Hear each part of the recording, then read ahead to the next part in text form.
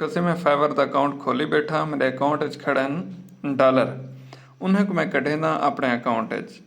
इत्थां केरे ऑप्शन होंदे माई बिजनेस का फाइवर दे विच, इत्थां केरे तलो तलो 100 अर्निंग लिखी खड़ी है, इंदे उत्ते असां क्लिक करेंदे हैं तो साको अमाउंट आ वेंदी है भी ये अमाउंट असां कढवा सकते हैं।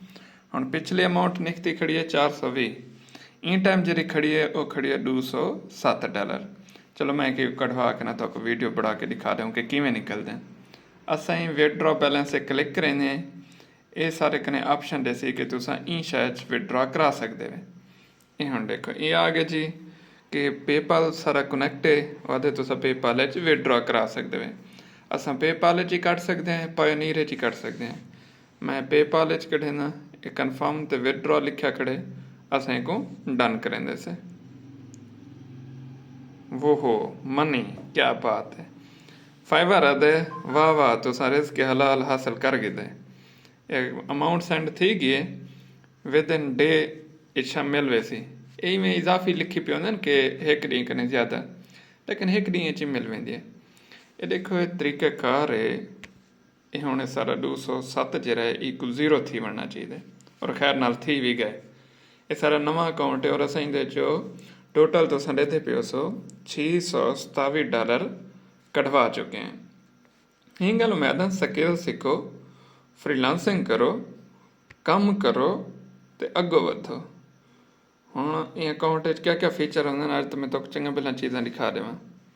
ये होंगे एनालिटिक्स, ये उत्ते कने देता पिया ये एनालिटिक्स, इंदे च ओवरव्यू होंगे, रिपीट बिजनेस होंगे, गिग परफॉर्मेंस होंदी है, कीवर्ड रिसर्च होंदी, असां चेक कर सकते हैं किहड़े किहड़े कीवर्ड टॉप ते वेंदे पिन, या असां की रिसर्च करनी है असां इत्थां करा के कर सकते हैं। दूजा सारे नाल ऑप्शन होंगे ग्रोथ ते मार्केटिंग दा, मार्केटिंग आखे में मार्केटिंग दा। इत्थां देखो प्रमोटेड गिग होंदी है, फाइवर तक ऑप्शन देंगे कि तुम अपनी गिग को प्रमोट करो। इत्थां असां लेवल चेक कर सकते हैं। ये इधर ही चीज़ां स्टडी करने वास्ते, लेकिन जेरे थोड़ा जिहा बंदा फाइवर ते कम करेंदा होवे वो चेक कर सकते। माई बिजनेस होंगे आर्डर कितना खड़न, गिग के लिए प्रोफाइल कितना सेट थी सी, अर्निंग क्या है, ये सारा कुछ असां इतना चेक कर सकते हैं। डैशबोर्ड पर क्लिक करे सुन तो डैशबोर्ड आवे से, ये अरलम परलम अला बला। ये हुण टाइम तो 1:30 क्या थी पे, ये 2:51 PM, जबकि ये मेरे टाइम गलत है।